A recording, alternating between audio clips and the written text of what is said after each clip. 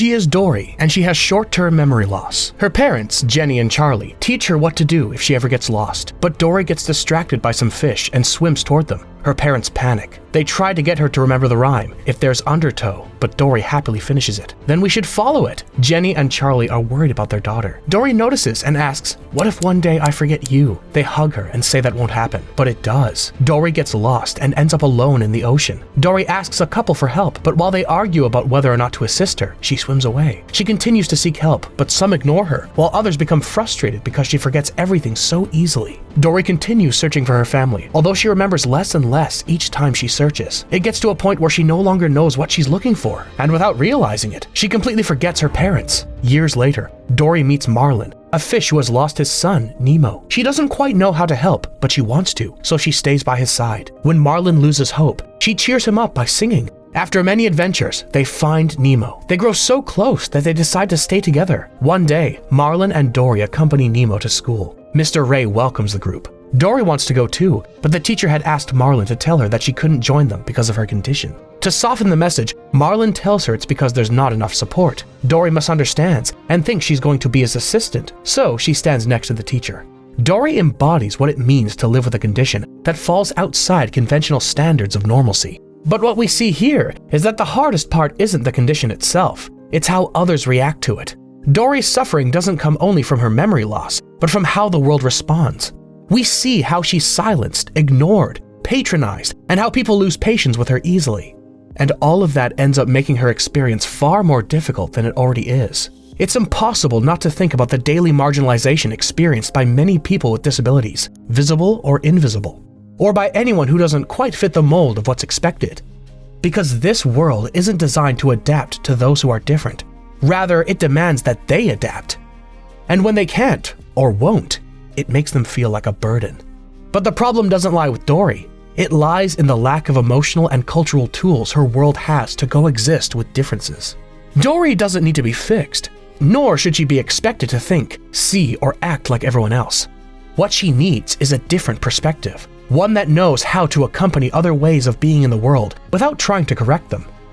Disability doesn't reside solely in the body or mind of the person who carries it.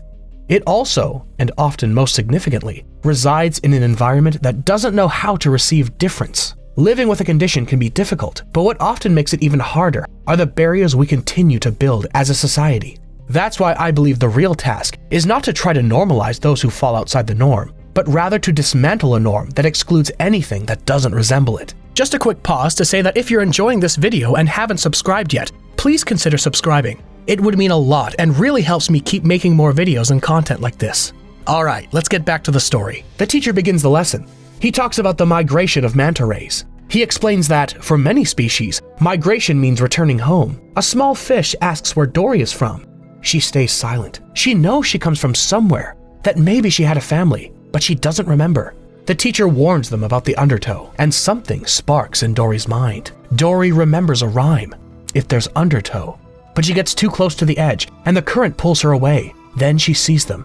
Two fish, scared, calling out to her as she drifts away. Unable to stop it, she loses consciousness. When she wakes up, she murmurs, "The jewel of Morro Bay, California." For a moment, she remembered something, but now she no longer knows what it was. Nemo repeats the phrase, and suddenly, everything comes back to her. Dory immediately swims off to find them, but Marlin stops her. California's on the other side of the ocean. He asks her to think. Even if they made it, where would they look? What are her parents' names? How would they find them?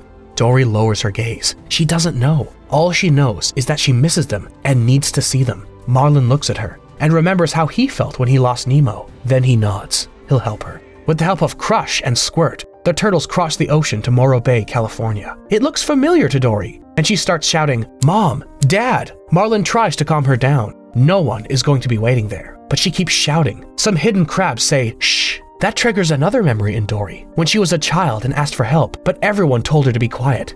Then, she remembers her parents' names, Jenny and Charlie. The crabs say shush again, but it's too late. A giant squid appears. It chases the group and captures Nemo. It's about to eat him, but they manage to escape. Although Nemo ends up hurt, Dory comes closer to help, but Marlin, upset, stops her. He tells her she's done enough. She insists, and he replies, "Wait over there and forget. That's what you do best." Dory is hurt. But she doesn't give up. She swims off to seek help.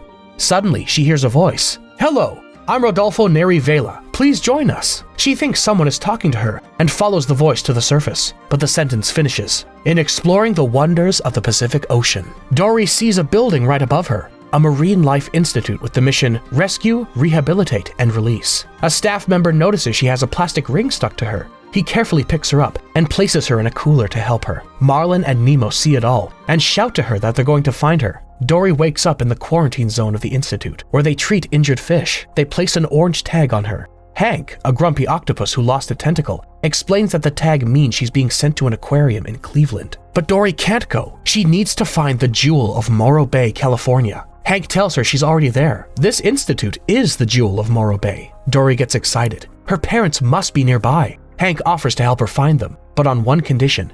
He wants her tag. He doesn't want to return to the ocean because it brings back bad memories. He wants a peaceful life in a fish tank. Dory agrees. He hides her in a coffee pot, and they begin the search. Meanwhile, Nemo scolds Marlin for being so hard on Dory. Marlin tries to defend himself, but he knows his son is right. Some sea lions try to calm him down. As Rodolfo Neri Vela says, she will only be rescued, rehabilitated, and released. Hank takes Dory to a map. She reads the names of the areas: Open Ocean, Kids Zone, and one with a purple oyster. Then she remembers, when she was little, she found an oyster, and her dad placed it along a path. They weren't in the ocean, but in a tank. Her mom had said, "Can you bring me another? The purple ones are my favorite." The memory makes her smile. Now she knows where to go, the purple oyster exhibit. But suddenly, she sees a bucket with a word on it, Destiny. She feels it's a sign. Hank tries to stop her, but she jumps. A staff member grabs the bucket and tosses it into a huge tank, where a whale shark named Destiny lives. She has poor eyesight and often bumps into the glass. As soon as she hears Dory, she recognizes her. They were friends when they were little. They used to talk through the pipes. Destiny lived in the Open Ocean exhibit.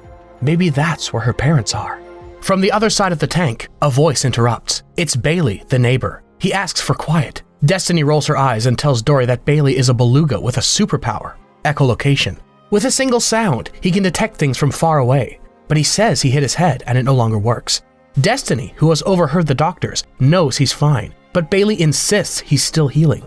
He shows her a swollen head, and she replies, "You're a beluga. It's always been like that." Dory asks if echolocation is like having the world's most powerful glasses. Bailey frowns. What are glasses? Dory tries to explain, but even she isn't quite sure.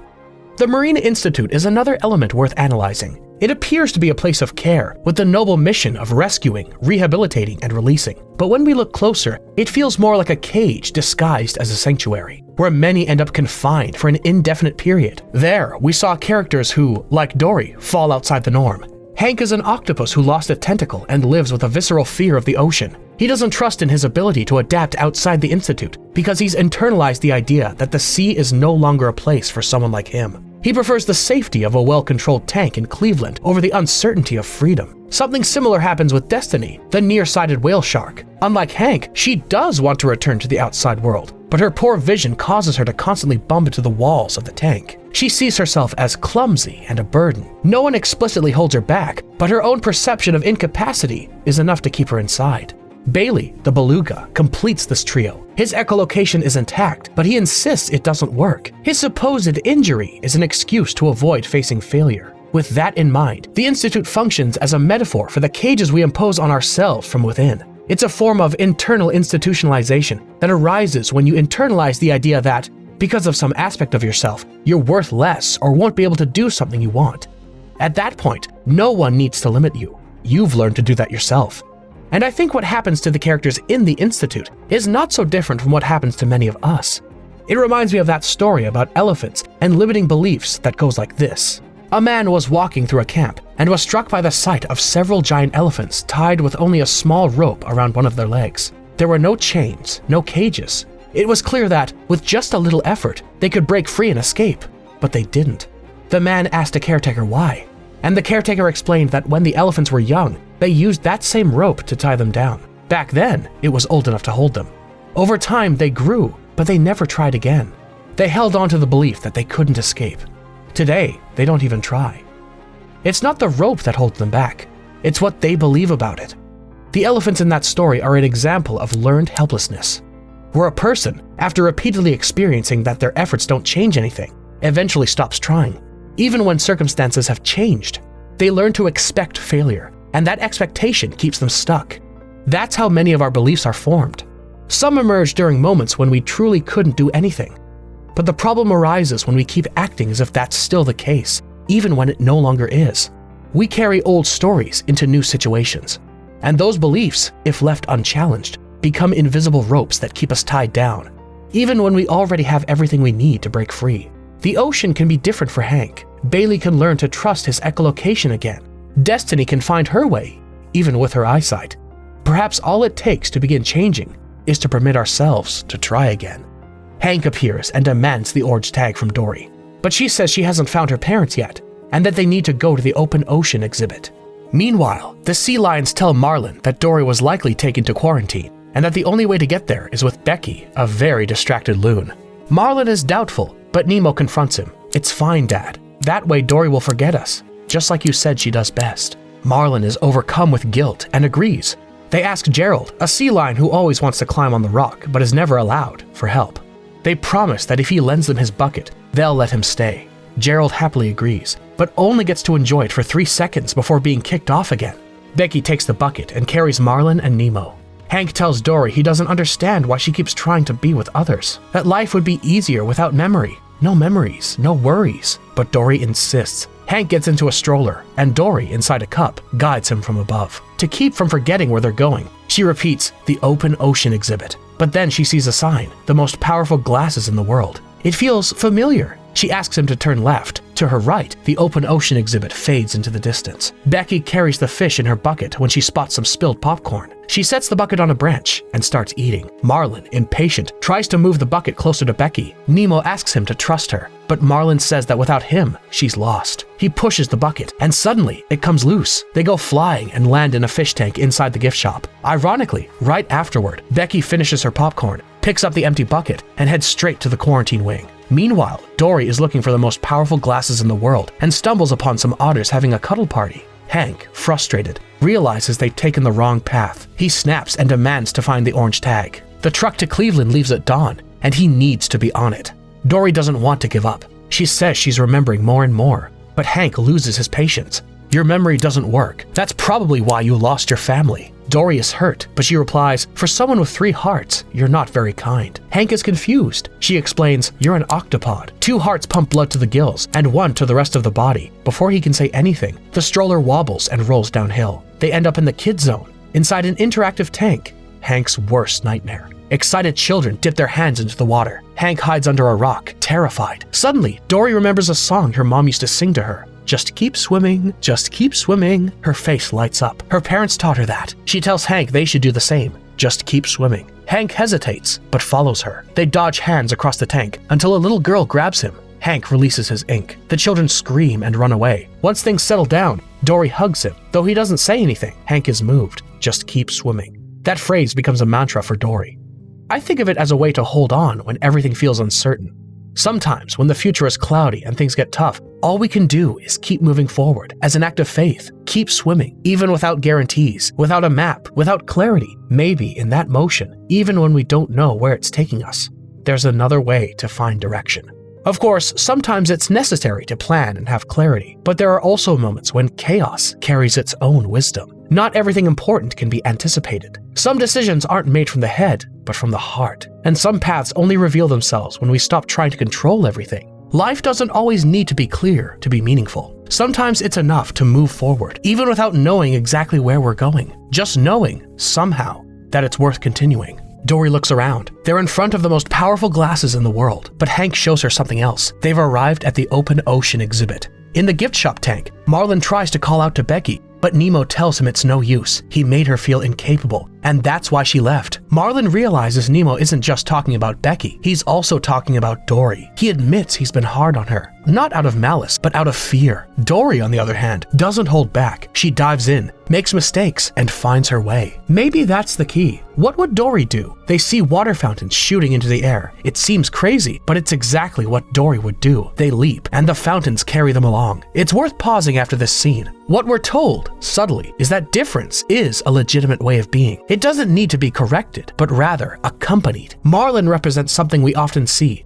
The desire to protect that, without realizing it, ends up becoming oppressive. At first, his relationship with Dory was marked by fear. The fear that she'd get lost or that something bad would happen to her. And from that fear, Marlon began deciding and speaking for her, softening the world around her without asking if that's what she needed. This overprotection that it infantilizes and limits under the guise of care is a very common form of prejudice. Dory, like so many people with particular conditions, doesn't need someone to think for her at every moment. She needs to be listened to. She doesn't need constant direction, she needs companionship. But Marlon, in trying to shield her from pain, was taking away her agency. The shift in Marlon came a moment ago, when he stopped asking what was right according to his own logic, and dared to ask, what would Dory do? That's when, finally, he let go of control and began to see the world through her eyes. Meanwhile, Hank takes Dory to the open ocean tank, but he pauses when he sees a sign. An octopus has 3 hearts. Maybe Dory really is remembering.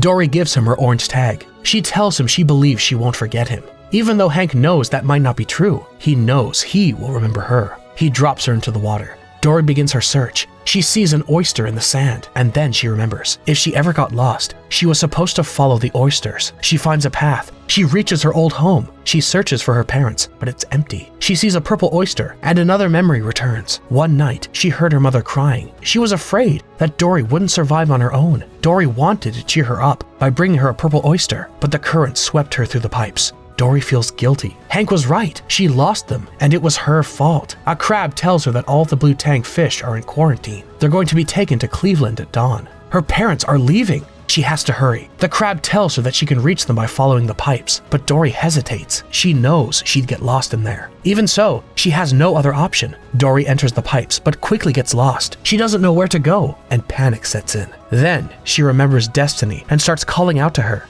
Destiny hears her, but doesn't know how to help until she gets an idea. Use Bailey's echolocation. He says it's still not working, but Destiny encourages him. Bailey tries and succeeds. With his help, they guide Dory.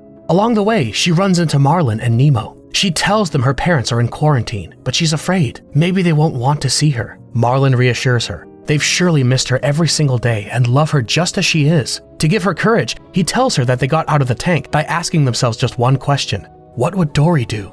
Dory is surprised. Marlon lowers his gaze and says, "You didn't forget. I just never told you, and I'm really sorry." Dory smiles. She's close to finding her parents again, but Marlon and Nemo grow sad. Finding her family also means saying goodbye to Dory. They arrive at quarantine. Hank helps them get inside. Dory looks for her parents. Everyone is shocked. Is it really her, Jenny and Charlie's daughter? Dory says yes, excited, but one of the fish stops her. Her parents went to quarantine to look for her and never came back. When that happens, it means they didn't survive. Dory breaks down. Then a worker places her into the truck headed for Cleveland. Hank manages to get her out, but not Marlon or Nemo. They try to catch him, and in the chaos, Hank lets go of Dory. She falls into a pipe and ends up alone in the ocean. She tries to ask for help, but she can't remember any names. She cries. She doesn't want to forget. Not again. Dory keeps swimming. She finds an oyster, then another. They're lined up, like a path. She sees 2 figures approaching in the distance. "Hi, she begins to say, but there's no need. Her parents already recognize her. They run to embrace her, overjoyed. "You found us," they say. Dory cries. She apologizes. She says she tries to change, but she always forgets everything. Her mother interrupts her. There's nothing to apologize for. What matters is that she found them. Her father explains that's why they laid out oysters every day for years, because they knew one day she'd come back. I find it quite fascinating how the film approaches memory from a different perspective. What does it really mean to remember? Is it simply the ability to store and retrieve data? Or is there something beyond that? Even when information is lost, can bonds remain alive in more subtle ways? Dory doesn't fully remember her parents. She doesn't know their names or where their home is, but a sense of belonging persists. Dory does remember, just in a rather poetic way, not with the mind or facts, but with her body and through symbols that survived the forgetting. When she sees a purple oyster, she can't explain why, but she knows it means something. When she hears a song or when someone repeats a phrase from her childhood, she feels something stir inside. Perhaps true bonds don't need clear memories to exist. Perhaps love doesn't vanish even when details fade. Perhaps the deepest connections don't live in the mind, but in some corner of the soul that even forgetfulness cannot reach. Sometimes we don't know why someone matters to us, or why an image brings us to tears, or why a song moves us even if we don't fully understand it.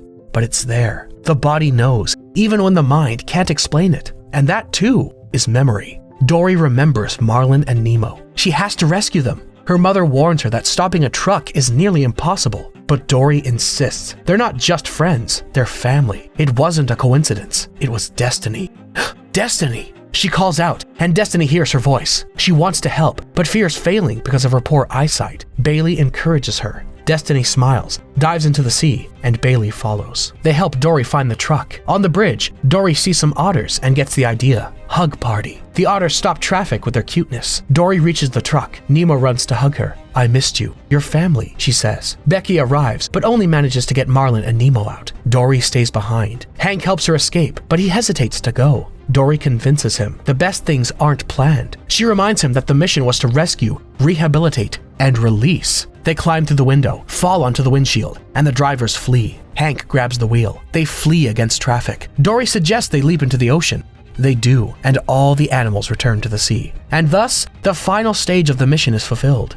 Release. Sometime later, Dory, Marlin, Nemo, and their new friends live together as one big family. One morning, Dory goes to the edge of the reef. Marlin worries and follows her, but Dory isn't lost. She's simply watching the sea. Marlin joins her. It looks amazing, he says. Yes, Dory replies. Unforgettable. In the end, the characters who had been trapped in their own cages, literal and metaphorical, were able to return to the ocean. True inclusion doesn't happen when a different person adapts to the system, but when the system changes to make space for them. Dory wasn't corrected. What happened was that she was recognized and accepted exactly as she is. What changed was the way others began to see her. Dory inspired those around her to question the stories they had told themselves. Many had already resigned themselves to believing they couldn't do it, but thanks to her, they began to dismantle those beliefs. Her very presence challenged those labels. Simply by being herself, she showed them that there was space for them too. And little by little, they all began to regain confidence in themselves. And so, symbolically, the Institute's mission was fulfilled. Dory rescued them from their own fears, helped them imagine new ways of being, and freed them from the belief that there was nothing beyond the walls that confined them. In the end, Dory stopped being seen as a burden. She's no longer on the margins of the group, but right at the center of an environment that doesn't tolerate her despite her difference, but is built because of it. Thanks for staying until the end of the video. Don't forget to subscribe and share it with a friend who you think might enjoy it. And you and I'll see you in the next one.